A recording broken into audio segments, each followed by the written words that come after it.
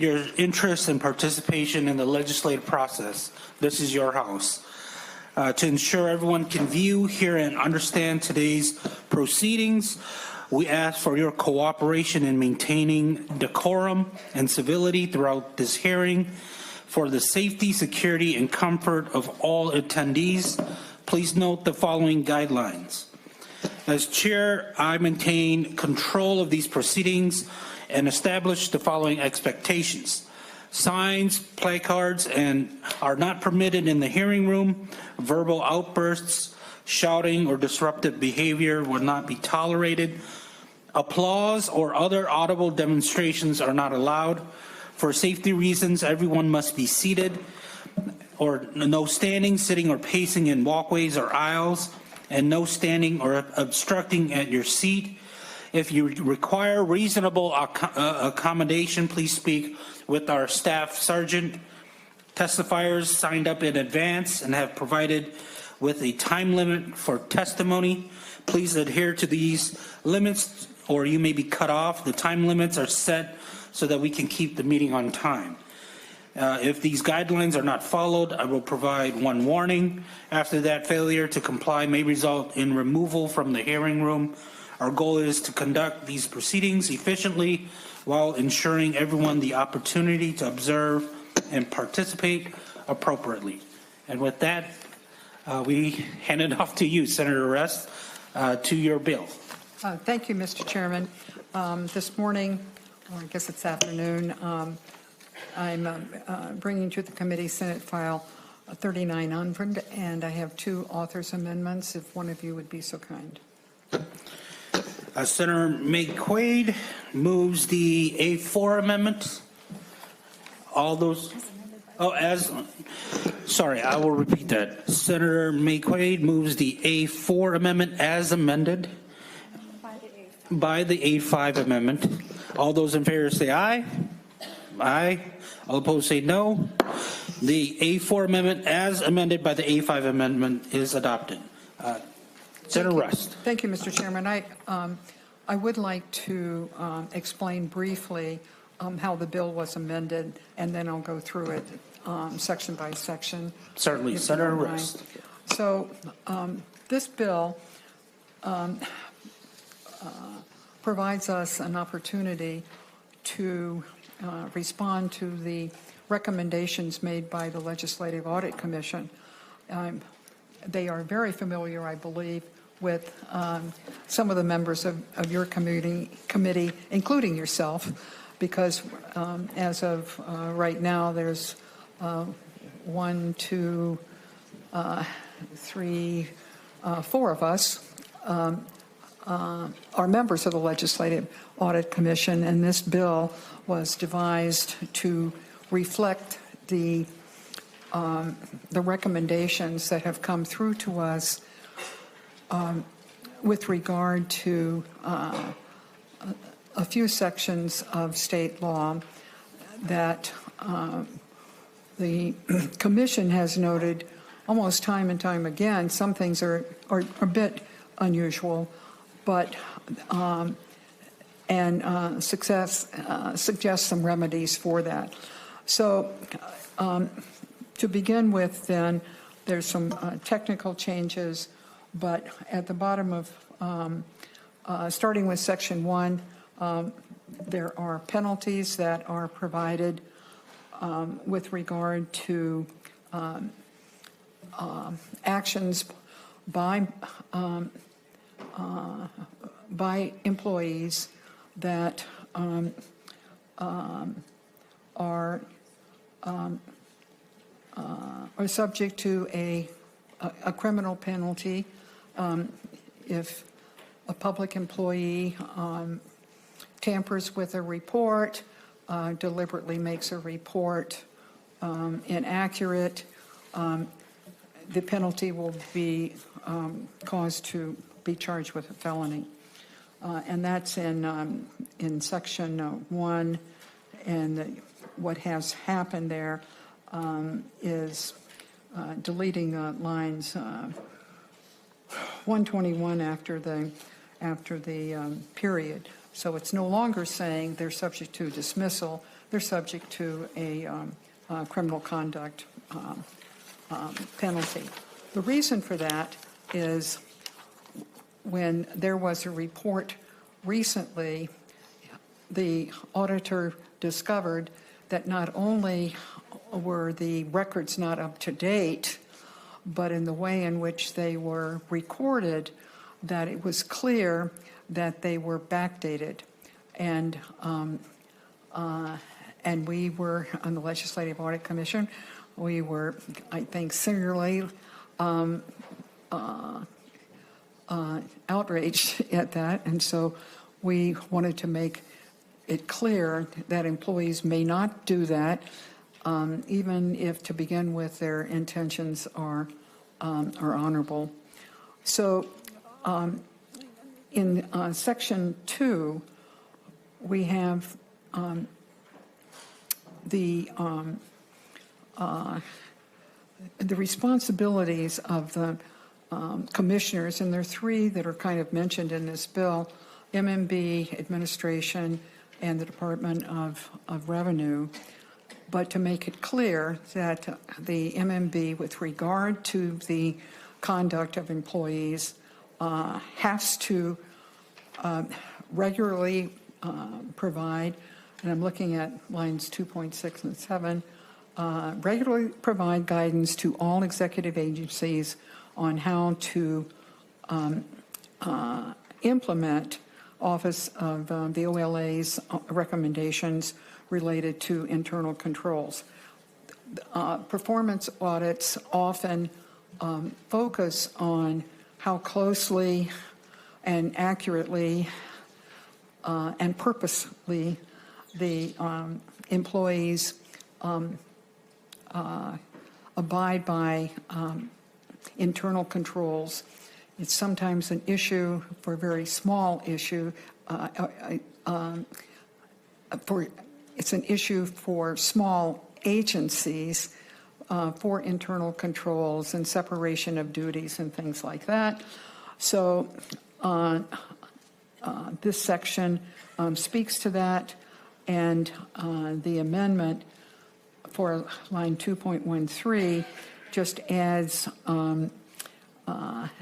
the requirement that the commissioner provide that technical assistance, but as resources allow, and to designate that what's being looked at there will be related to internal controls, and that's part of the amendment as well.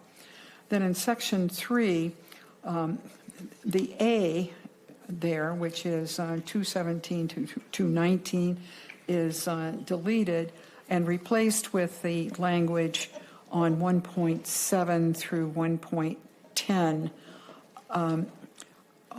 with regard to the grant process and state procurement procedures. The in line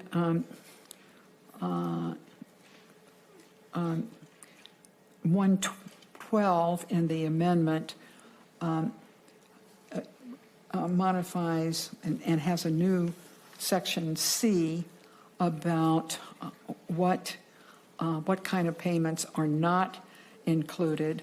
And I actually don't know why this one is there, but apparently it is a very separate program, and it's Section 290. And Section 290 in our statutes is a section that deals with, it's Department of Revenue statute, and it deals with the Sustainable Forest Resource Management Incentive. And so those payments are not to be part of this. They have their own. That part of the statutes has their own sections and so forth in terms of dealing with payment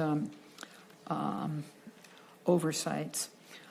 The going on, but not in the amendment, at the bottom of page 2, all state employees. who are responsible for maintaining the inventories of capital and other assets of the state government must be held responsible for maintaining those records, and that training. So they need training. One of the things we have observed a lot at the Legislative Audit Commission is the lack of adequate training before employees become responsible for these activities. So we spell out the bottom of page 2 what that inventory training should look like. Then in section 5, we remove 2 items of discretionary powers in lines 3 and 3.4 and 3.17 and 3.18, and change them to duties. So it's the same language, but it's not discretionary. It is telling the commissioners what they must do. And so that carries over page 3 and page 4 and in those sections. And then there's some added language from the amendment that's added at page 4, line 18, that requires a focus on high-risk grant programs and grantees in the reviews that are being done. Then at the bottom of page 4 in section 7 now, we found, as I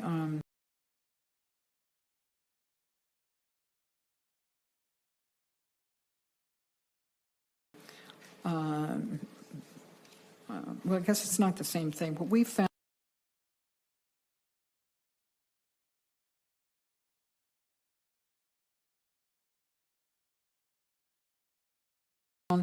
that in one by which awards were granted, that process went through, a grant was made, and the employee resigned within the next few days and took a job with the grantee.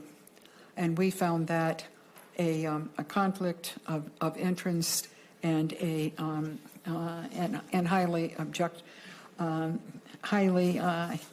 something that we were highly objecting to. In section 8, we have a provision dealing with reporting to the commissioner in any grantee that's being investigated due to a credible allegation of fraud. The bottom of page 5 is a requirement, because we found, the auditor found in a number of performance audits that agency staff were not doing on-site visits to grantees. They were either being ignored or certainly not happening. And so we are recommending that that a granting agency indeed must conduct an unannounced on-site and in-person site visit. We remove the word monitoring there for any grant that's over $50,000, and then annual unannounced on-site and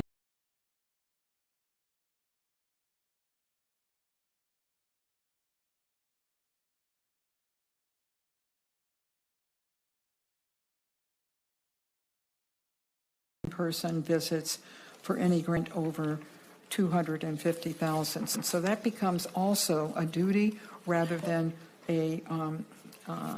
something discretionary, unless lines 530 and 531, the granting agency sufficiently justifies why such a visit is not necessary.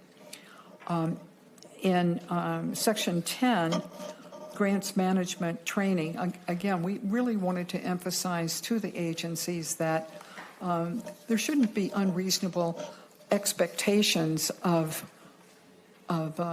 state employees that are involved in grants management if they haven't been trained. So we, from in B, C, and D, in Section 10, are requiring that. And then what I had referred to before, in Section 11, we have a hiring limitation, which specifically forbids a grantee from hiring an individual to work with the grant if they were part of the granting process. And if the grantee, this is the group or whatever who is receiving the dollars from the grant, if that grantee violates the provision, the granting agency must immediately terminate the grant. We think that is the proper way to do that. Then in Section 12,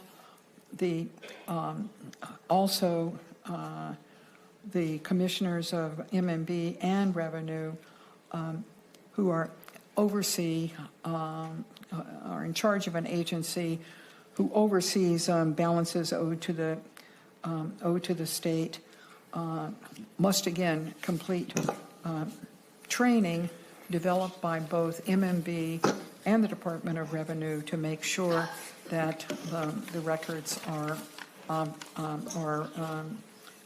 accurate. In Section 13, we make a statement about and clarity about how collection efforts must be undertaken and reported, and then also involving the legislature itself, that MMB will then report to the chairs and ranking members of all legislative committees. Senator Rest, Yep. And so we'll take it to committee member questions, and then would you be available, you or the testifier I am available to actually answer questions? finished. That's the last section. Okay. And the other parts of the amendments are simply adding effective dates. Thank you. Members, any questions or comments to the bill? I just want to thank the members of the Legislative Audit Commission for the work on this. Senator Coran. Thank you, Mr. Chair, and thank you, Senator Rest, for bringing this bill forward. Members, it's really a collection of some high-level good governance processes that the legislative auditors recommended over time. It covers grants, and unfortunately, we actually have to have a bill to define those areas of even better governance, which we thought we hired people to do so in all of the agencies and programs that we have. And so I'm happily support it. I think the legislative auditor does great work, and unfortunately we hear many agencies come through. And so while we appreciate you telling us about how we did our job, and we didn't meet the statutory requirements and the delivery of our services, so we're grateful for the work they do, and that this bill accommodates that. Now, we probably haven't had the conversation, I've had this in Health and Human Services because it's laden with the mentality of grants. A lot of this is grants, but the rest is kind of good governance. As it goes to grants, members, I think we have to really think about the grant process and why we use it. And so we need this in place until we migrate to a better process that serves the state of Minnesota better. Our grantees who actually, or not the grantees, companies who provide services we decide we need for the government, that the government should provide, and it should be provided at the highest level. And so we got to think about the mentality of grants. If it's a service we should provide, we should create the requirements for it, service level agreements and the expected outcomes, and then we should procure it through the standard procurement process where we have RFPs, the competitive process. And anybody who here lives on grants, don't be worried. Those companies will be better benefited because you can have longer contracting periods and more stability to hire and to have the most effective staff to meet the demands we put forth. In this case, Senator Rest's bill and the bill that's put forward, one of them is termination of a grant. In so many cases, these grants run, even when we discover many areas, it's difficult for them to just terminate the grant. In the regular procurement process, if you're not achieving it, we can replace you. And so you have all the corrective action tools built in. We need this as a good buffer until we work on a new methodology to figure out how we fund and who should deliver the services, and then in a manner which best meets the state's needs and is manageable and measurable, as well as provides the people who serve and actually deliver the government services for us can operate at the highest level. So I appreciate it. I don't know what the path is, Mr. Chair, if it's being laid over. We're sending it to judiciary. Okay, so I would encourage a green vote. Thank you. Senator McQuaid, then Senator Matthews, then Senator Kreskowski, and Barr. Senator Matthews. Nope, Senator McQuaid. Senator McQuaid. Thank you. Senator Rest, on your amendment on line 1.14, it looks like you have with a focus on high-risk grant programs and grantees. Is that defined in law somewhere? Senator Rest. Mr. Chairman, Senator McQuaid, I am not aware of a specific definition, no. Senator McQuaid. Thank you, Mr. Chair. But Senator Rest. thank you, Mr. Chairman, Senator McQuaid. The legislative auditor is here, and she may be able to be more responsive to that. And in the work that was done in developing this amendment with the Department of Administration, the Department of Revenue, and MMB, why that language was added to the amendment. Senator McQuaid. Thank you, Mr. Chair. I think I'd like to, even just a nod if there is a definition or there's not. Okay, so I would recommend defining this somewhere. I serve on Human Services. We do have definitions for high-risk programs there. I think some just clarification around that. I'm also looking on line 5.21. You've stricken, in your amendment, you struck the language of data created or shared under the requirement are classified. Can you talk a little bit about why we've stricken that language? Let's see. I'm sorry, on the amendment, where is that? Mr. Chair. Senator McQuaid. Thank you, Mr. Chair. On line 5.21, after the word closed, your amendment struck everything after the period. Mr. Chairman, Senator McQuaid, I'm looking for the language on the amendment, if you don't mind. Mr. Chair. Senator McQuaid, I think you, it's Mr. Chair. 1.16. Correct. 1.16. No, what line? Senator Rest. What line on the amendment? 1.16. 1.16. Senator Rest. I see. So that's where it's page 5, line 21, and I would ask the chairs calling on the legislative auditor to describe the process by which this amendment came about and why it's needed. To the testifier, please state your name for the record and you may begin. Thank you, Mr. Chair. Members, for the record, Judy Randall, Legislative Auditor. Thanks for hearing this bill. Senator McQuaid, thank you for that question. That sentence was struck at the request of the Department of Administration. What happens is that investigation data is classified already in each agency. When an agency shares that information with the Department of Administration, that classification automatically travels with the data. So that original, not public classification will stick, and we didn't want to have conflicting data practice classifications. So it's still protected, it's just streamlined. Senator McQuaid. Thank you, Mr. Chair. Thank you so much. That was very, very helpful. My last question could be for you, Senator Rest, or for your testifier. So I serve on both education committees. There are a lot of grants that go out from the Department of Education. Many of them, you would think schools. So yes, there's plenty of places to go in person, but some of them are for like grow your own. So it's a person's education or parents of students with disabilities, right? So it's not necessarily like you're going to a place where people are receiving this. Is that one of the exceptions you're thinking of, or is there more clarity that's needed? I just wouldn't want us to get into a place where maybe this doesn't apply and they think it does. Senator Rest. Mr. Chairman and Senator McQuaid, I think that's, a flexibility is allowed by an agency being able to declare why an on-site visit is either inappropriate or just simply can't be done. But otherwise, we would, at those two levels of grants that are being given, and one of them, I think, a $250,000 grant, they should have an on-site visit, and too often, or I shouldn't say too often, often enough to warrant the attention of a legislative auditor, they weren't done. So that's why that language is more appropriately describes why on-site visits are necessary, and perhaps the legislative auditor may also have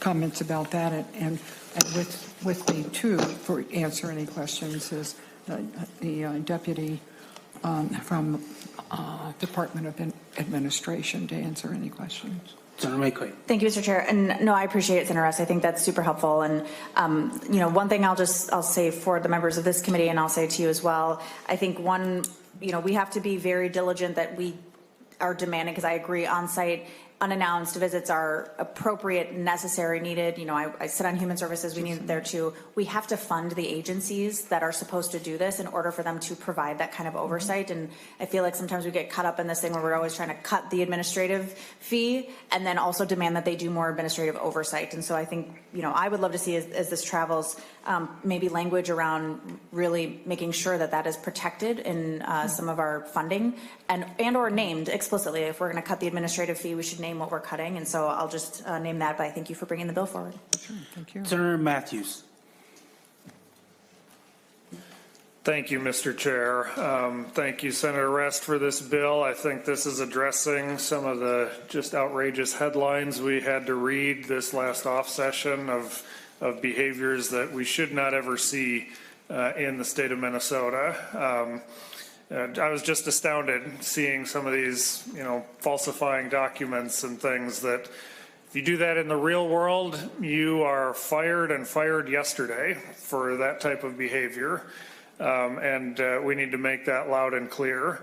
I do have a question, and maybe it's for council.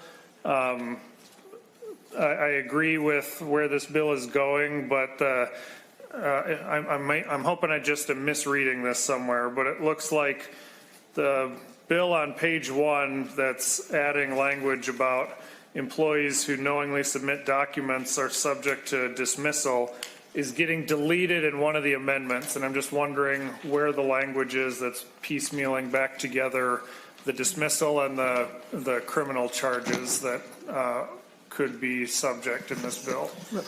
Senator Matthews, maybe the legislative auditor might have an answer for that. Yeah, Senator Rest?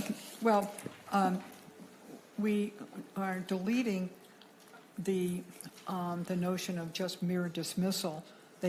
They have committed a crime, and it should go down as a felony. And I think there are procedures in place when people have committed felonies with regard to their duties as a state employee that would automatically almost bring about dismissal, obviously if they're convicted. Senator Matthews. Thank you, Mr. Chair.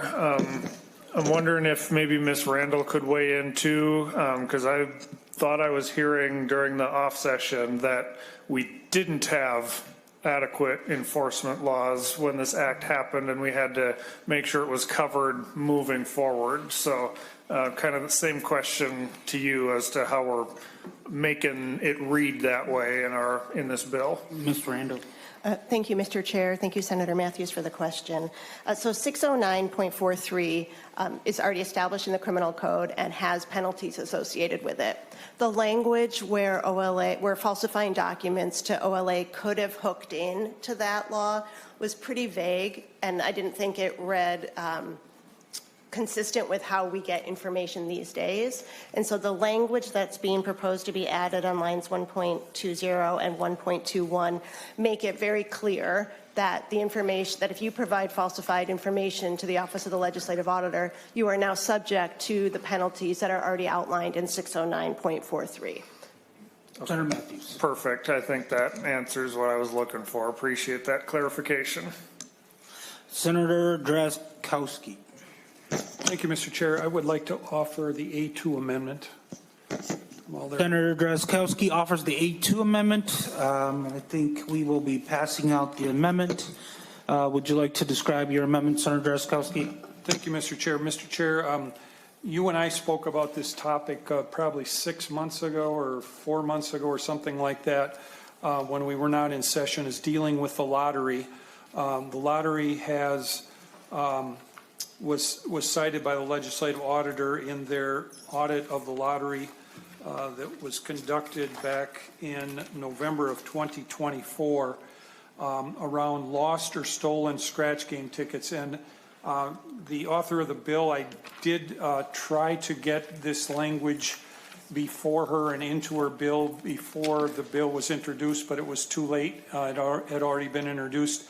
I worked with the auditor on this language. Members, what is happening there is that the lottery was not following the administrative rules that were in rules already that said that lost or stolen tickets are the responsibility of the retailer. And that's what it said in rules.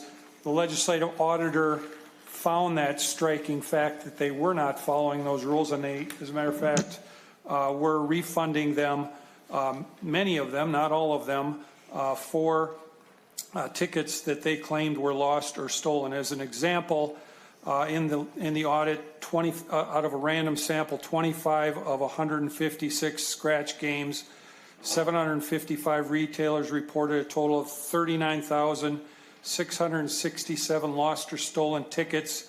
And after the lottery then concluded its investigations, it declined to charge 387 retailers for a total of 22,915 of those tickets. So what happened subsequent to the audit being done, the agency actually being called out by the audit saying you're not following the rules that are in rules, right? You're not following your own rules, is that the agency went and attempted to, and actually was successful in amending their rules to match what was their procedure. Rather than amending their procedure to match the rules, they created new rules to say what they're doing is okay under the rules. And they were successful in doing that. What this amendment does is it actually writes it in statute and writes the original rules essentially in statute that says the retailer is responsible for lost, stolen, or missing tickets. I have talked to people who may have a much more knowledge of the intricate workings of the lottery, and am told that the lottery will deactivate and credit tickets to the retailer even when tickets have already been cashed. That's what I've been told. Mr. Chair, we don't have time to go through and interview the lottery today, and I want to be respectful of your time, but I think this amendment makes it clear that it's a responsibility of the retailer.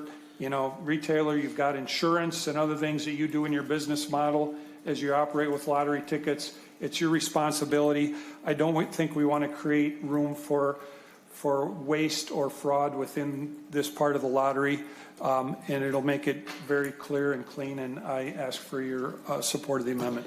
Thank you, Senator Drazkowski. And we have chatted about it, but Senator Rest, this is your bill. Sure. Do you have any comments on that? Senator Rest. No, I concur in the process that Senator Drazkowski talked about why this amendment or this language didn't get in the bill. I think it improves the bill, and I support it. All right. With that, the chair's support. Members, any questions or comments on the bill? Senator Drazkowski, would you like to make the motion? Oh, I did. I move the A2 amendment. I'll make that motion later, too. Is it the A2 or A4? A2. A2. Senator Drazkowski moves the A2 amendment. All those in favor say aye. Aye. All opposed say no. The A2 amendment is adopted. Senator Drazkowski, anything else? Senator Barr. Thank you, Mr. Chair, and I don't want to belabor any of the points that were made earlier, but I did want to thank the author for the two glaring examples. I think the word I would have used when we had the falsified documents presented was flabbergasted. Yes. And I'm glad you addressed that and also addressed the unannounced visits. If you know somebody's coming ahead of time, you can do things that will cover any problems you may have. So I really appreciate those two provisions being included, and I just want to say thank you. Thank you, Senator Barr. With that, Senator Rest, any final comments? No, Mr. Chairman, thank you for your time. All right, thank you. With that, Senator McQuaid moves that Senate File 3900 be, as amended, be recommended to pass and referred to judiciary. All those in favor say aye. Aye. All opposed say no. The motion prevails. Senate File 3900 is recommended to pass to judiciary. And with that, we have Senator Hoffman. And the first bill, Senate File 3899.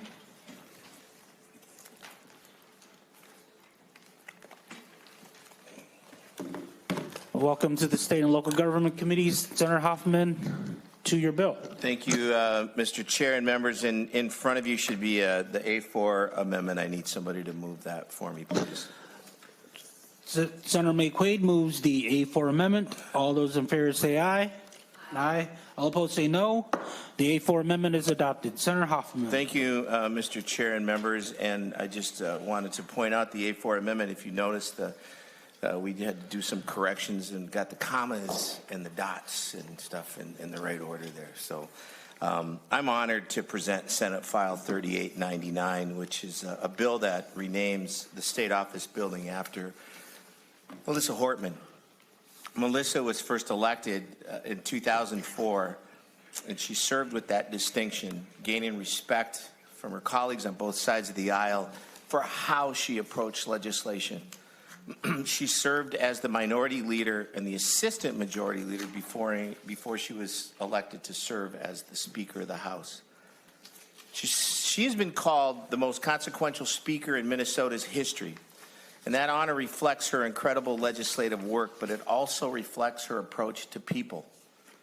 She built relationships with everybody, no matter where they were from or which party they belonged to. At a time when too many people let politics and partisanship get in the way, Melissa always focused on relationships and connection. While her legislative legacy is unmatched, we should also honor and strive to embrace her approach to relationship building, respect, and her commitment to people. She fought in a conference committee. She fought like nobody else could. And if you don't believe me, you can ask John Marty in 2013 when we were in conference committee talking about the solar standards in Minnesota. It was a first. We were the first state. And how she did that was absolutely, it's textbook. Renaming the state office building after Melissa Hortman would help all of us, legislators, citizens, lobbyists, remember that above all else, we are Minnesotans, and we work together to make our state better.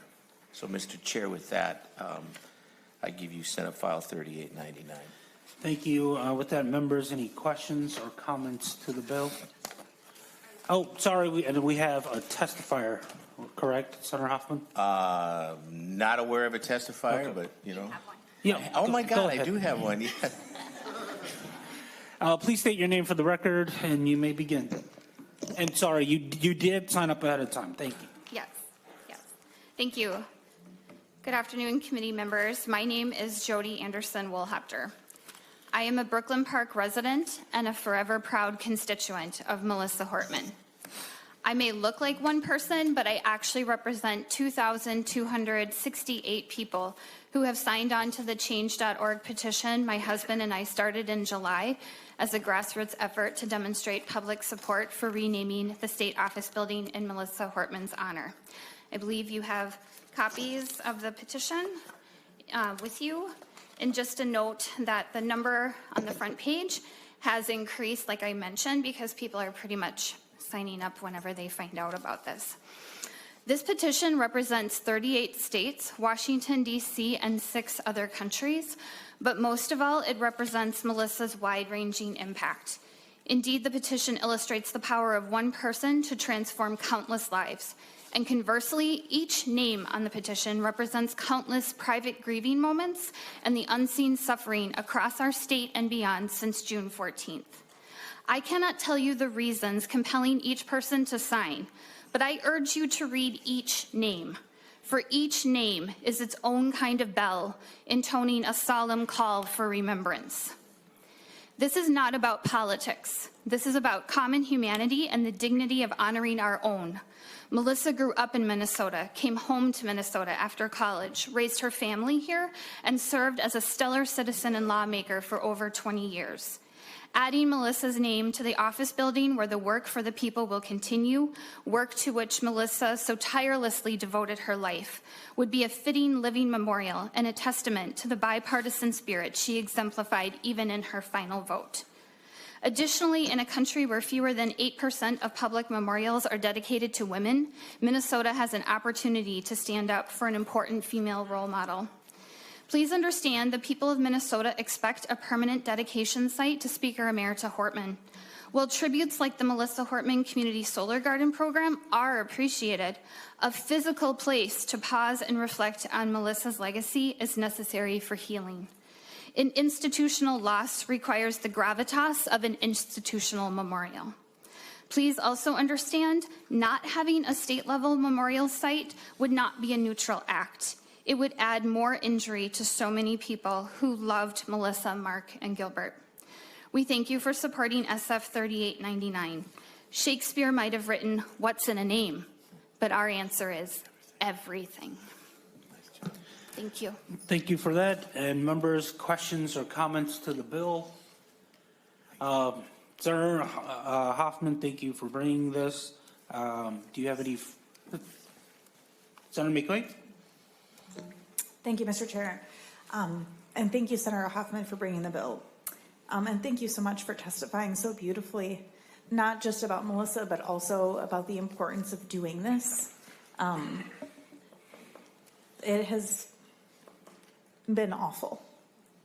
And I'm so glad we don't have to name a building after you, John. But we've lost Melissa, and we need to do this. We do need to do this. I think you said it beautifully. An institutional loss deserves an institutional memorial. So thank you for bringing this bill. Thank you for allowing me to sign on to it. And let's get this done. Again, thank you, Senator Hoffman. Any final words? I was okay until Aaron McQuaid. I love you, Aaron McQuaid. You are a great advocate in the work that you did when Melissa was in the House, and thank you and your husband for doing that. Melissa was my political kid sister, and she reminded me that every time she would throw the Senate under the bus, and she would look at me in a town hall and she would smirk like, "I got you," right? But it was a loving "I got you," and it was never personalized. And she was somebody that I miss. I mean, I absolutely miss her. And the other bill I'm doing too, it's the same kind of, that person had, in my office on my wall is a picture my daughter had done that has David Tomasoni, Carrie Dietzick, and Melissa Hortman all standing over me. And I'll tell you a little bit about Carrie afterwards, but Melissa Hortman clearly was who she was. And when we think about her, we do think about everything. So thank you for letting me bring this bill forward and the people behind why this should be done. So thank you. Thank you, Senator Hoffman. Senator McQuaid moves Senate File 3899 as amended to recommend to pass and referred to finance. All those in favor say aye. Aye. All opposed say no. The motion prevails. Senate File 3899 as amended is referred to finance. And Senator Hoffman, you have another bill, Senate File 4338. To your bill. Thank you, Mr. Chair and members. There's an A2 amendment in front of you, and I want you to pay particular attention to the commas and the periods in this one as well. I'm quoting a movie that, forget it. I was trying to. My wife's right, Senator Mayquade. I'm not funny. Don't try to be funny. So you can. Senator Hoffman, anything else? Well, on the A2 just is in front of you. All right. Can I get somebody to move? Senator the A2? Mayquade moves the A2 amendment. You should have a copy of it in your packet. All those in favor say aye. Aye. All opposed say no. The A2 amendment is adopted. Senator Hoffman. Carrie Dietzig was elected in 2012.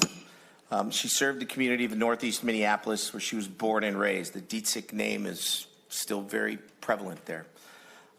Stories of her dad, Walt, stories of her sister, stories of her brothers, and her connection to David Tomassoni was absolutely beyond.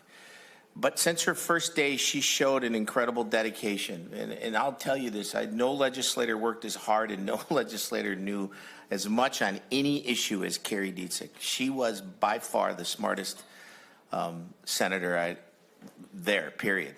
And she brought that same dedication when she was elected to serve as the majority leader in the Senate. She understood the issues that each member of this body cared for and cared deeply about.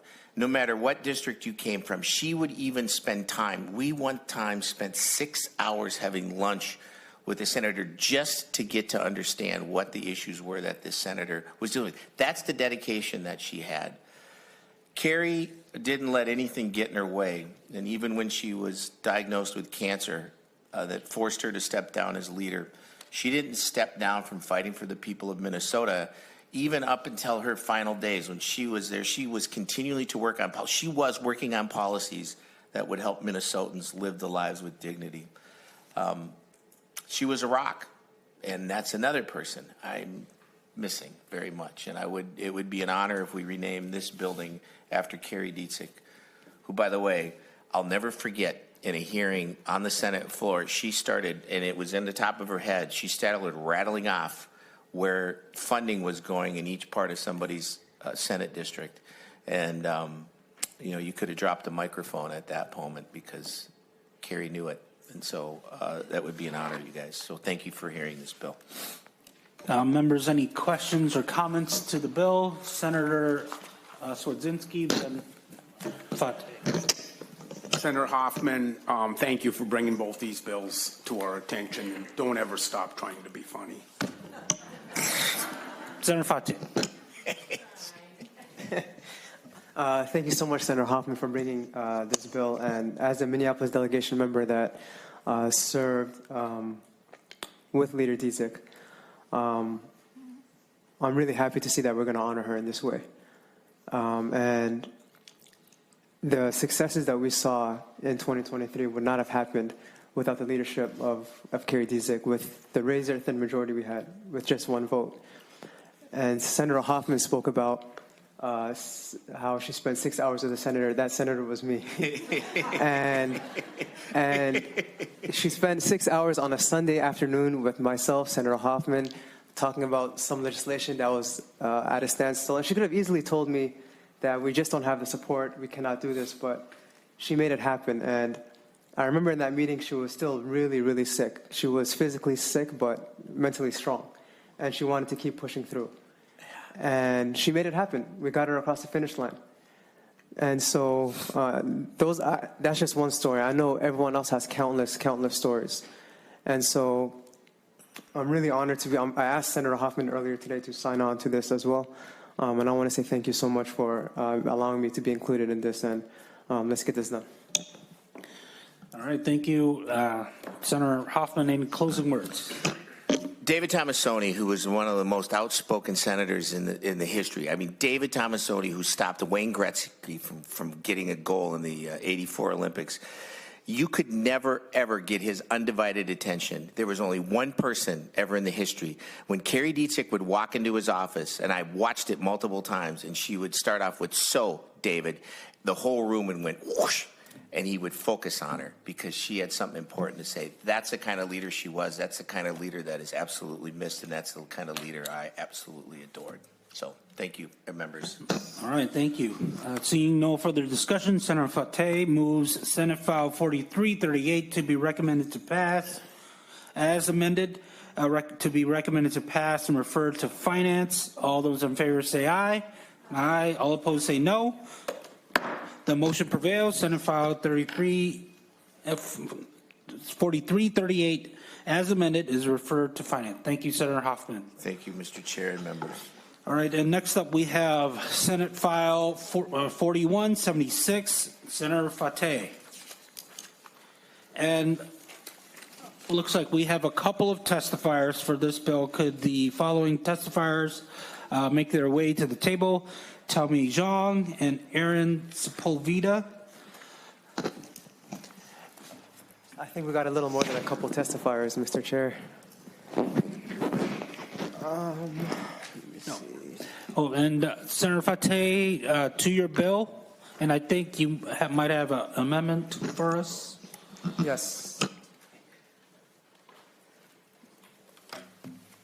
One moment, Mr. Chair. Looks like it's for members, it looks like it's the A3 amendment in your packet. Yes, thank you so much, Mr. Chair. And the A3 amendment does a few things. First, it adopts the sensitive locations changes on schools and healthcare providers that were made on the standalone bills that are being carried by Senator Mann. It also changes some of the language around the Bivens Act that is also a separate standalone bill that myself and President Champion are carrying, so that it brings in an alignment with that. And then it removes the civil cause of action for violations of the Plyler. So those are the few things that it does for the, I believe, A3 amendment. All right, thank you, Senator Fateh. Senator Fateh moves the A3 amendment. All those in favor say aye. Aye. All opposed say no. The A3 amendment is adopted.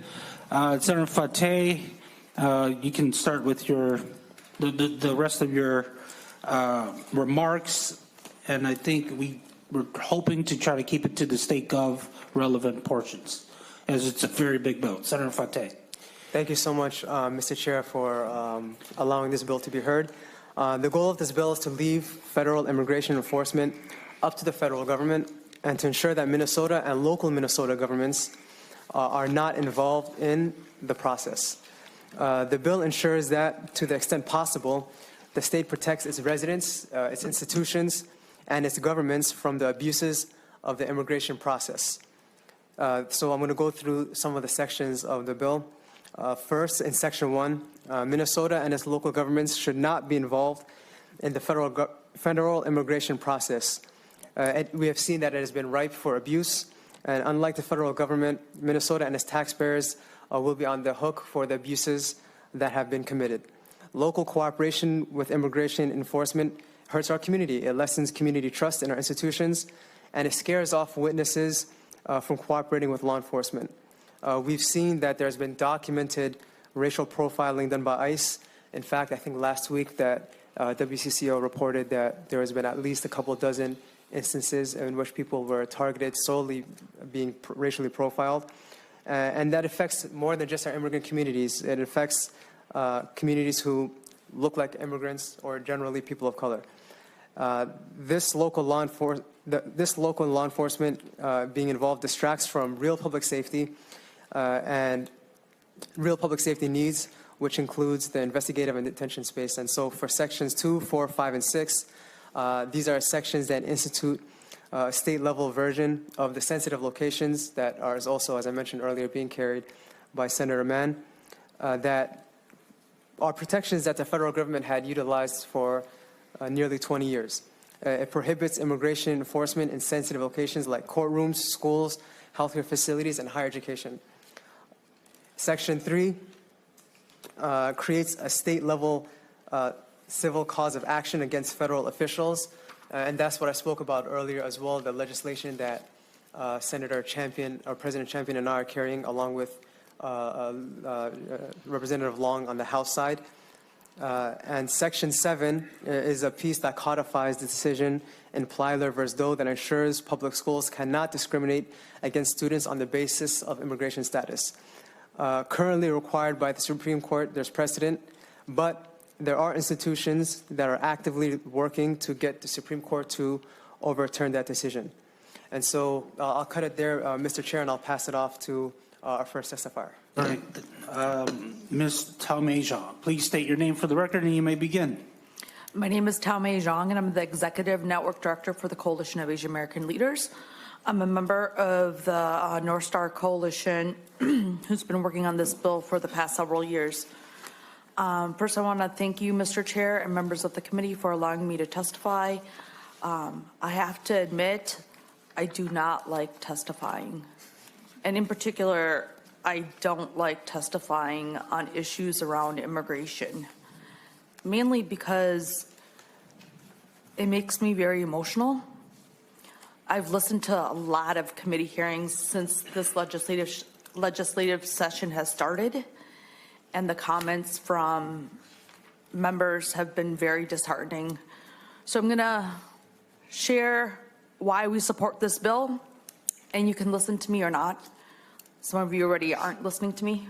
So I want to say that the Coalition of Asian American Leaders has 6,000 network leaders throughout the state of Minnesota, with the highest concentration here in the metro.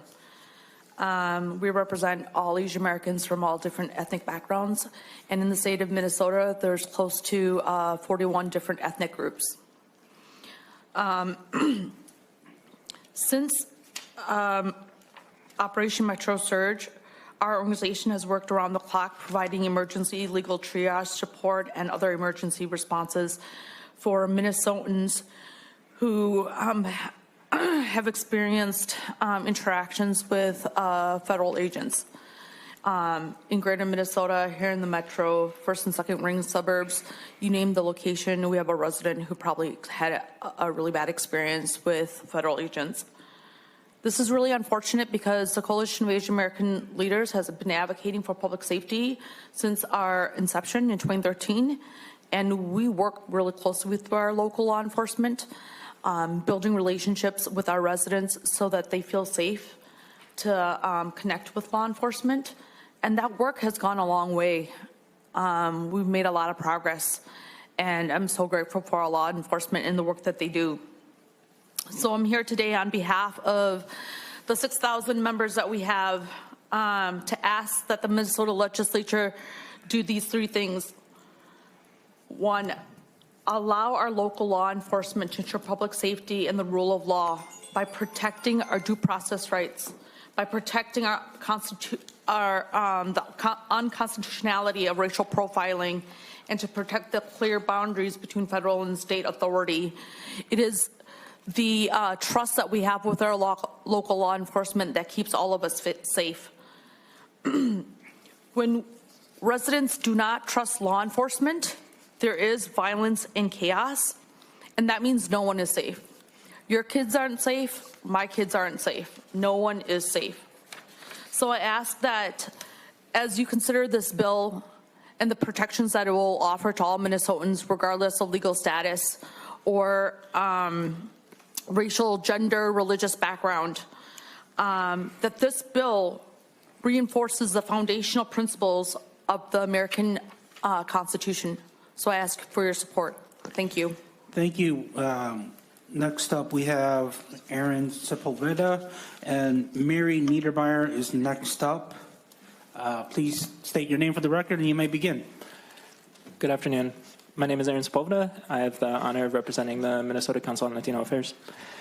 Senator Zhang, thank you for considering this issue. Committee, thanks for taking this bill up. It's the mandate of MCLA to advise and inform the legislature on issues relevant to the Latino community. It is with that mandate and with information and data gathered directly from community members that we express support for the ideas presented in Senate File 4176.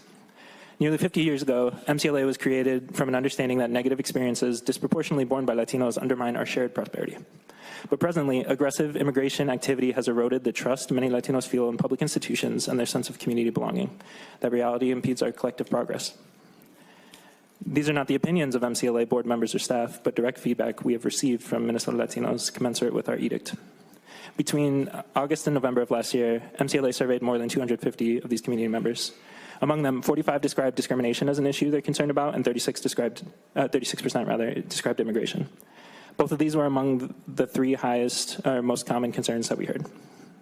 That's more than for health insurance, housing, transportation, childcare, or employment. And to give you a sense of why these concerns were expressed, respondents also provided some loosely prompted quotes, which I'll reproduce here. A brief trigger warning that these do include some sensitive language. So the first one, if you're a trans and an immigrant, it's better to hide or kill yourself because the federal government is going to kill you. A second, this country wants to wipe us out because it does not like the idea of Hispanic population growth in the future. But we need somebody ready to fight and to instruct us what to do if the worst things happen here in Minnesota.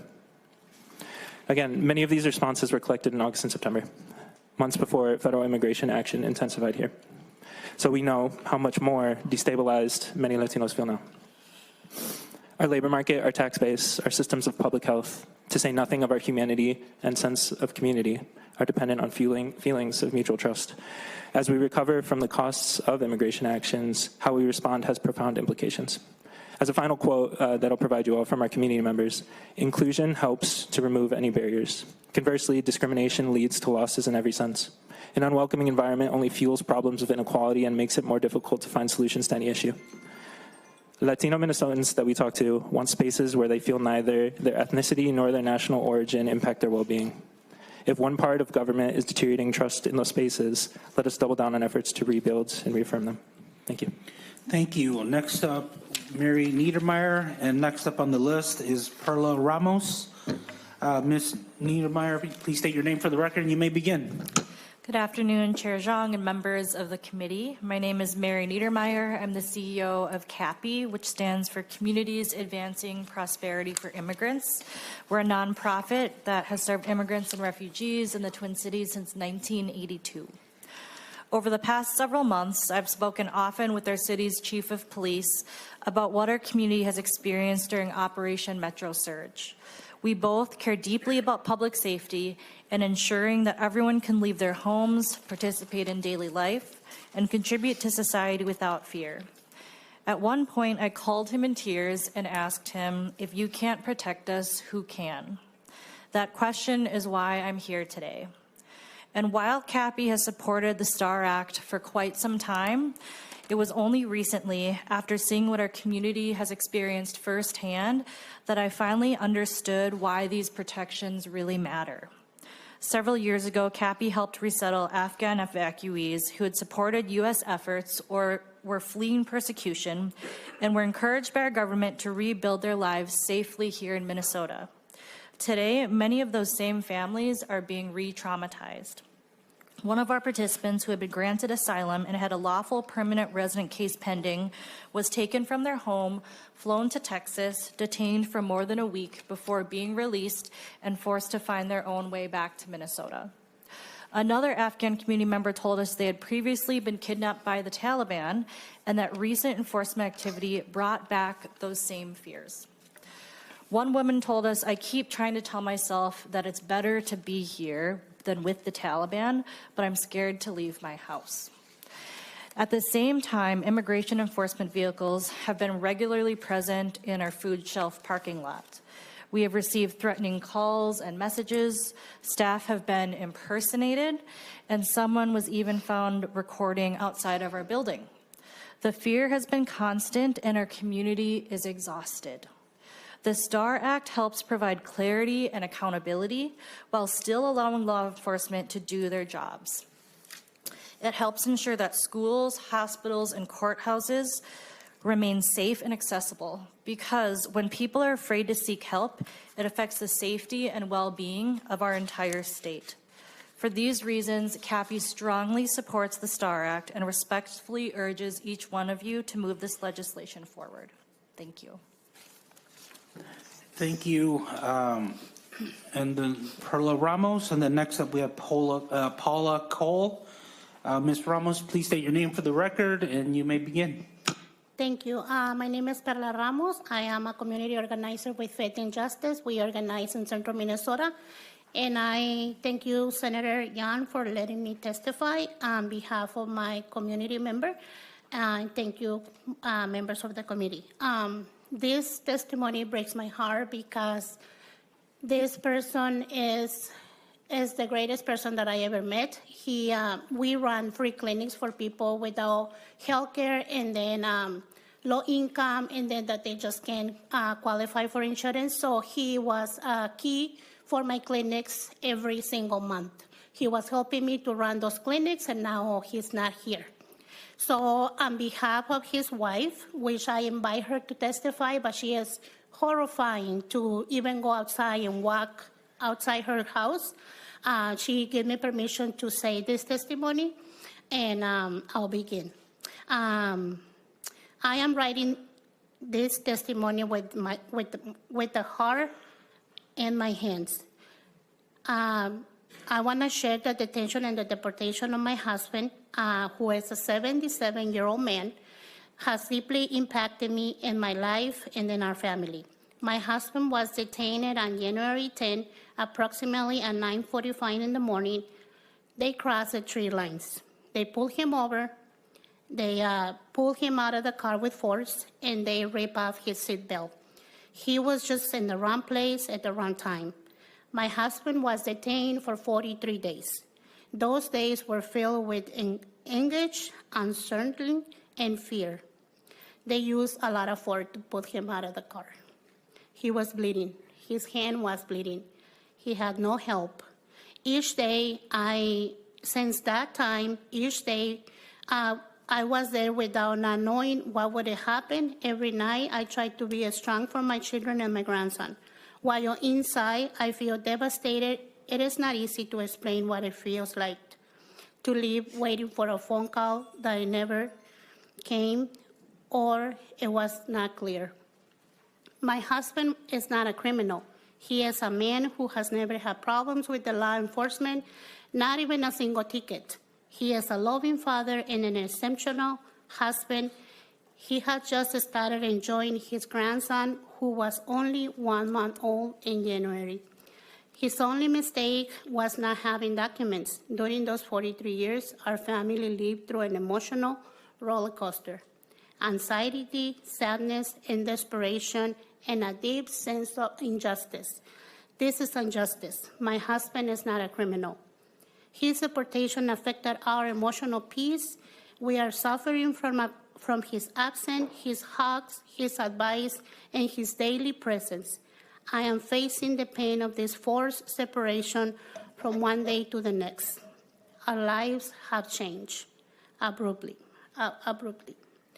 Deportation does not only move a person from country to country. It breaks apart families. It breaks apart homes that cannot be seen, but they feel every single day.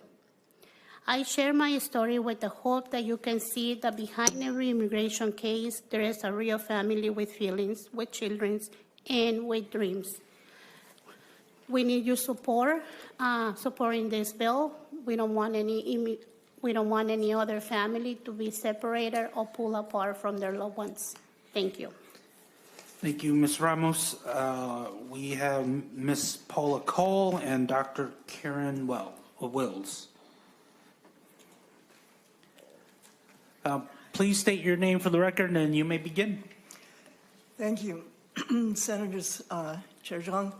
My name is Dr. Karen Wills. Ms. Paula Cole, unfortunately, was called away by a family emergency today and can't testify. She would have been speaking from Educators of Excellence to the protections in this bill for schools, and we miss her for that. I am a pediatric psychologist. I taught at Loyola University in Chicago. I was on staff at Children's Hospital in Chicago. I was on staff here in Minnesota at the Mayo Clinic and at Children's Hospital. I'm now blissfully retired. But speaking to some of the provisions of the hospital bill very briefly, we are very pleased to be incorporating into our bill the beautiful work of Dr. Alice Mann, your fellow senator, with her Senate File 4242, which now has become will be incorporated into our hospital provisions.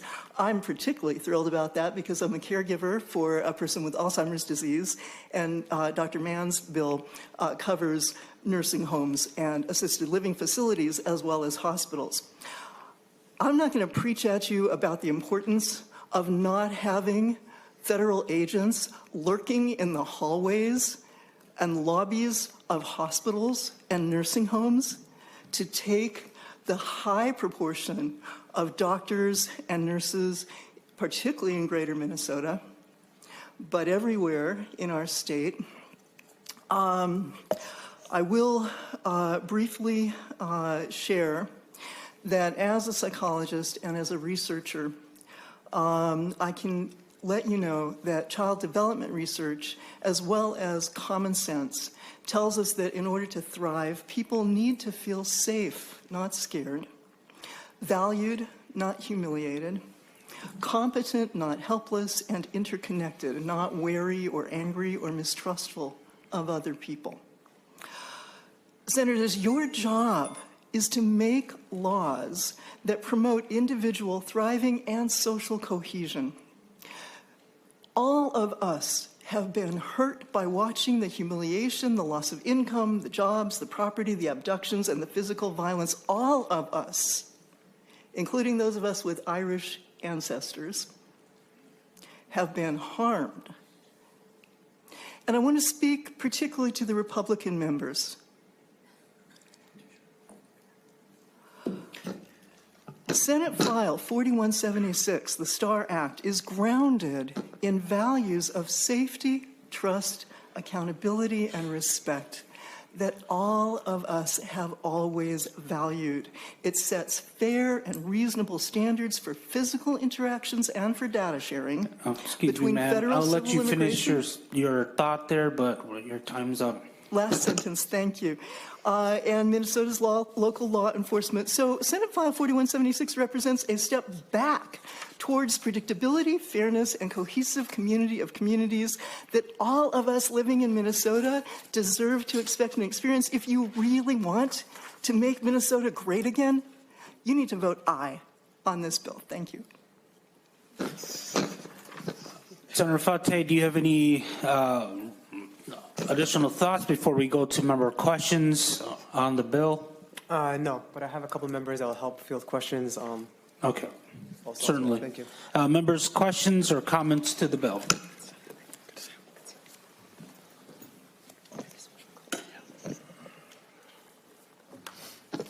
Senator Drazkowski. Thank you, Mr. Chair. Senator Fate, I'm still reading the amendment that you brought forward. It's clear that the design of this bill is to embed sanctuary state policies into our institutions in this state, including healthcare facilities and schools. I'm looking at the language on lines 8.7 and 4.29 and 5.19 and 5.10. Really, I just find the design of this bill very interesting. Not only the content and the goal of the bill, which is to officially make Minnesota a sanctuary state along with all of its institutions, but the design and the structure of the bill, I guess is the word I'm looking for. So, for instance, on Section 3 of the bill, which is on page 4, the bill claims to want to require healthcare facilities to develop policies in several different areas, and then goes on after it introduces those, like on 4.28 and 4.23, says develop these policies, but this is what your policy is going to be. And I really haven't seen it written like that before. Not to mention, as I mentioned, I'm very opposed to the bill and the notion of creating deeply within our institutions sanctuary state policies like this does. But I mean, it's almost like, why don't you just come out in the bill and say your policy shall be this? because that's essentially what you're saying there on 4.28 through 4.32 as an example. You're saying create a policy, and you need to have a policy, but it has to include this, and it has to say this. So why don't you just say that you're telling them this is what their policy has to be, because that's what you're doing repeatedly in several parts of the bill, and it's disguised as giving the facility freedom to develop their own policy, but you're essentially telling them in each of these areas that I've read the amendment so far, I'm almost to the end, each of them, you have told them what their policy is going to be. So let's not disguise it as a policy choice by the institution, but let's actually tell them, here's what your policy is going to be. Why don't we have the language say that? Because that's effectually what you do. Senator Fateh. Yeah, briefly, it just provides direction and clarification for what our healthcare facilities should be doing to provide adequate protection for the patients and their patients' rights. And that's the intent of this direction. But I've heard countless stories from community members and family members who've had their constitutional rights violated. And what I mean by that was there was one story that's in my mind of how there was an elderly lady that was transported to the hospital. Obviously, ICE was there with her, and she was in a coma. And when you're in a coma, you cannot make medical decisions on your own. You have to have family help you make those decisions. Unfortunately, the family, when they arrived, they checked in to find the name, and they were trespassed. They were told that this person is not here. You got to get out of here. They were trespassed. And then come to find out that ICE actually changed the patient's name so that they could not be located. And so, to me, that's a clear and blatant constitutional violation of that person's right, of the family's rights. But we want to make sure that we're protecting the data and the information, and that our hospitals have clear guidance on what to do and what not to do. Senator Drazkowski, any follow-up questions? No other questions, Mr. Chair. Members, please vote no. This is part of the Democrats' extreme agenda to make Minnesota a very deep sanctuary state that is designed to protect illegal aliens and keep law enforcement out of the ability to enforce the law, similar to what we saw here for the last 2 months, Mr. Chair. Very disheartening to see a bill like this. Thank you. Members, any other questions or comments to the bill? Senator McQuaid, then Senator Johnson-Stewart. Senator McQuaid, you're first. Thank you, Mr. Chair, and thank you, Senator Fateh, for both asking me to sign on to this bill and for bringing your amendment. I don't want to stand in my own way for my own bills, but I want to speak to one specific piece just so I can highlight it. The right to a free public education. No child may be denied a free public education in Minnesota based on the child's actual or perceived immigration status or the actual or perceived immigration status of a child's parent or guardian. That is what is in this bill. That is what is. That is in the Minnesota Constitution. It is what the United States Supreme Court has affirmed. And so when I vote today, it is for the entire bill. It is a very, very good bill. What we have experienced here in Minnesota is horrific. It is generational trauma. Whether you are a person targeted, a family targeted, or just a member of a community. My 3-year-old daughter, we have talked about none of this with her because she wouldn't understand, has started creating scenarios about bad guys and acting out scenarios about bad guys because we were driving to swim lessons and watched someone be ripped from their car, the car left on the side of the road, kidnapped and disappeared away. How do you explain that to a 3-year-old? You can't. It wasn't an orderly stop. It wasn't people taking care of things afterwards. It was violent and horrific. It is unimaginable, the repair, but we have to start somewhere. And this is that start. And so thank you, Senator Fateh, because you've been carrying this long before we saw Operation Metro surge, because the promises of a tyrant to mass deport 100 million people from this country, we all know what that ends up looking like in reality, and we saw it here in Minnesota. It was violent, it was unconstitutional, it was traumatizing, and it was deadly. for many Minnesotans. So thank you for bringing this. Thank you for your work. Thank you to everybody who came to support or testify, who wrote a letter. I read them all, every single letter. Thank you for your work. You are neighboring in the verb, and Minnesota will be better for it. Senator Johnson-Stewart. Thank you, Mr. Chair. Thank you, Senator Fateh, for bringing this bill. I just wanted to add, I brought up the text string that I had from my friend who is a social worker in one of our major hospitals, just to get the details right of why we have to specify some of this policy, which is totally acceptable in my opinion, and I'm grateful that you included it. From my friend, the social worker, ICE is here. They are delaying medical care for 2 to 4 hours because they need to process paperwork while people lay bleeding and in need of significant care in the emergency room in a major hospital.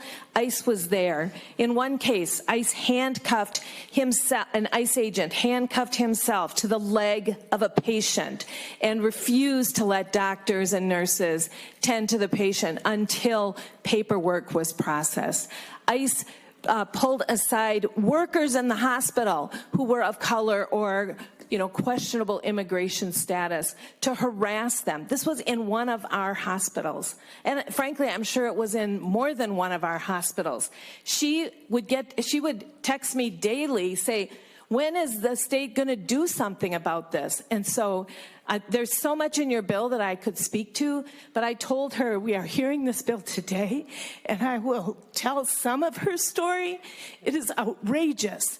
Absolutely outrageous that this is happening in our public, it doesn't matter, in our hospitals in Minnesota. I also have a friend who I just texted, how's your immigration hearing going? Because he's been terrified. His children, and his wife died recently. His children have had to go shopping for him and keep their family running. He's terrified of when his immigration hearing is coming up because he's afraid, like many others, he's going to be arrested at court. And I've told him, don't go without me. I will go and at least bear witness to your story. So again, the school part, the court part, the hospital part, it's absolutely abhorrent to me that we have to have a bill like this. I'm grateful for your advocacy. I too read every one of the letters, and they frankly just brought me to tears, but also made me so proud of what Minnesota is doing to step up for our citizen friends and our immigrant friends. We know that our citizens have been abused, mistreated, detained. Just to go back to one thing and then I'll be done. To hear that a man was detained for 43 days, I don't think that's unusual. I think we know that that's happened, and there's people who are still in detainment. And to remember our conversation on the floor about people choosing not to work, well, I have to say it's hard to work when you're in the Whipple building or when you've been shipped off to who knows where. And it's also hard to work when you're afraid that if you get arrested or detained or murdered, your kids aren't going to have anybody to care for them. So thank you to everybody who showed up.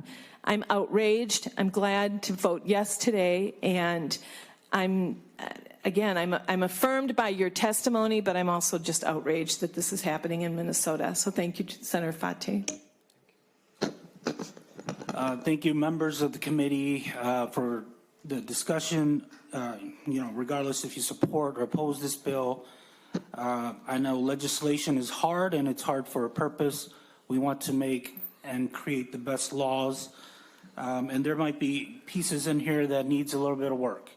But Senator Fateh, I'm with you with this bill. We will work on it. What happened this past interim has been shocking. What the national narrative driving this discussion, it's not the America I was taught. My grandfather, he was a Secret War veteran. We know that. I speak about that all the time. When he fled, he didn't come on an airplane or anything. He was brought to the embassy by American officers, CIA officers, and they asked him one thing: why do you want to go to America? And he said, America is the biggest country on earth, the best country on earth. And I don't know. When people ask me, this bill is controversial, do I want to hear it? And I think I would not be doing him honor by not hearing this bill. And he is somebody that's protected or supposed to be protected. They invited him in here. And to hear some of the family members who have no legal paperwork to be here, I can't even imagine what your daily lives are. And, we saw in the news, ICE came and took a Hmong gentleman whose mother was a Hmong hero, a nurse, saved thousands of men, American pilots that were shot down. And her son was dragged in his underwear in the winter. And that to me is seeing my grandfather, the hero that I looked up to. My grandfather, when he was young, he was muscular, handsome, good looking. Even the Germans put his video clip of him in Longchang in his military uniform. And that generation was my heroes. And they taught me to love America. And so I hope that we can change the narrative on this. I hope we can love our neighbors. I hope we can offer a pathway to folks that are here that want to be good Americans and find a way to help tone down the temperature of the political discourse. I know the Republicans are passionate about this. Democrats are passionate about this. I don't doubt their love for America. But the way we are doing things, that's not helping America. And so I hope that the civil discussion we had here today will continue, and that you, Senator Fateh, will continue to fight on for this bill. And maybe it might not be the right form right now, but I hope that we can work on this. And I leave it to you, Senator Fateh, to have the final word. It's going to be tough to follow that, Mr. Chair. Thank you so much for your words and for providing us the space to have this legislation heard. And this is something that we've been working on for a few years now. I think we first drafted this back in 2023, a year in advance prior to the 2024 election, because we knew, and the coalition had the foresight to see what was going to happen, what the devastation that can occur with having a president back in office that we've seen actively right now targeting, profiling individuals, tearing families apart. And so this is work that has been ongoing for the past few years. And what we've witnessed right now is the largest ICE operation in our nation's history, with billions of dollars invested in thousands of ICE agents that have been roaming the streets. We've heard countless stories from neighbors that we try to address within this legislation. For our E12, we heard stories about ICE agents going into our schools. And one school in Minneapolis in which students and staff were tear gassed and harmed by that. We heard from members in the hospitals, as Senator Johnson-Stewart was just talking about, that were targeted. We heard stories about ICE agents going into restaurants and closing the door behind them and saying, well, we're demanding paperwork from everyone before we let anyone out. They're not allowed to do that. That's a clear constitutional violation. That should not be happening. We heard stories, countless stories that I can go on and on about. But we've also suffered and witnessed the murder of 2 American citizens that occurred in the district that I represent. And that's Alex Preddy and Renee Good. And so I'll leave it at that, Mr. Chair, but my hope is that we find a pathway for this in both bodies, because justice doesn't just look like ICE leaving our neighborhoods and our communities, it's accountability. And that's what we need to bring for us to achieve true justice. And so I'll leave it at that, and thank you so much, Mr. Chair. Seeing no further discussion, Senator Drazkowski. A roll call being requested. Roll call will be given. Senator Fateh moves that Senate File 4176, as amended, is recommended to pass and referred to judiciary, and staff will take the roll call. Chair Zhang? Yes. Vice Chair Gustafson, excused. Vice Chair McQuaid? Yes. Lead Lang?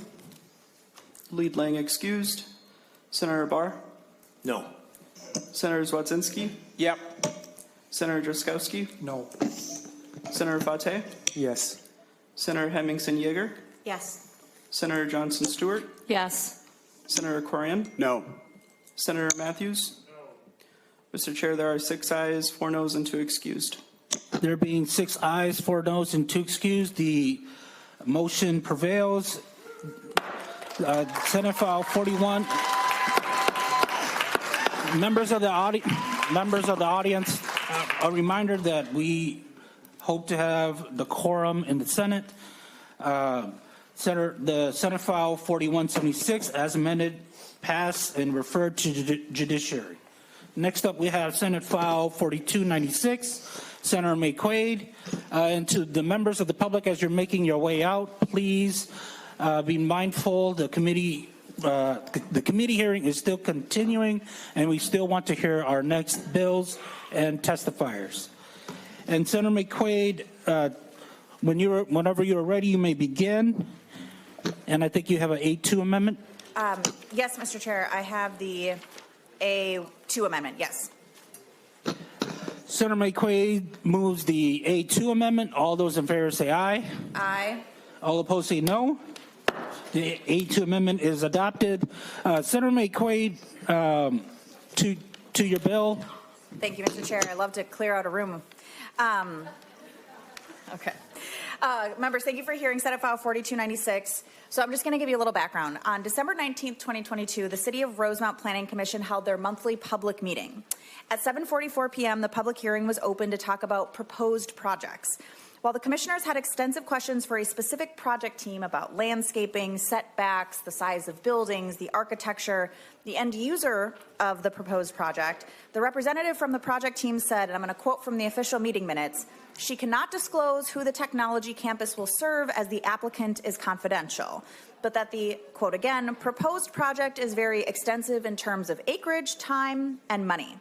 This proposed project, the size, the purpose, the user, the number of buildings, the landscaping, what it would look like, was a secret. And the public hearing to approve this master development plan of secret, extensive acreage, time, and money lasted for exactly 6 minutes. This proposed project was given a code name, Project Bigfoot. In July of 2022, Rosemount City officials had signed an NDA that included complete secrecy over the existence of the NDA, the fact or nature of the discussion between parties, the entity or company behind the project, or even the existence of the project itself. It was only after the project was approved by Rosemount City Council and announced to the public that Project Bigfoot was revealed to be a 715,000 square foot, $800 million data center for Meta, one of the most harmful tech companies that exists. While the Meta data center located in Rosemount is not in my district, most of the residents of the city of Rosemount, so the people who live nearest to this data center, are my constituents. I'm the first senator who was impacted by the utilization of NDAs in data center development. Residents of Rosemount did not have the opportunity to go in front of their city council and say, please don't do this, or please do this, or why are you doing this, or who is the company? There were many planning commissioners and city council members, in fact, Mr. Chair, who didn't even know what they were approving as it moved through. One city council member in March of 2023 asked whether it was unusual to approve a specific project without knowing what it was. So the bill before you today is a result of an amendment that I brought to this committee and to the floor last year that would prohibit the use of NDAs for data center development. And when I brought this amendment forward last year, I warned all of you that when data centers come to your community, because they will come to your community, you won't know. In Rosemount, we had Project Bigfoot, but in Hermantown, it's Project Loon. In North Mankato, it's Project Deacon. And in Farmington, it's Project Bengal. The bill before the committee today will require municipalities to hold at least 2 public hearings prior to the approval of data center construction. At least 48 hours before the first public hearing, the municipality must disclose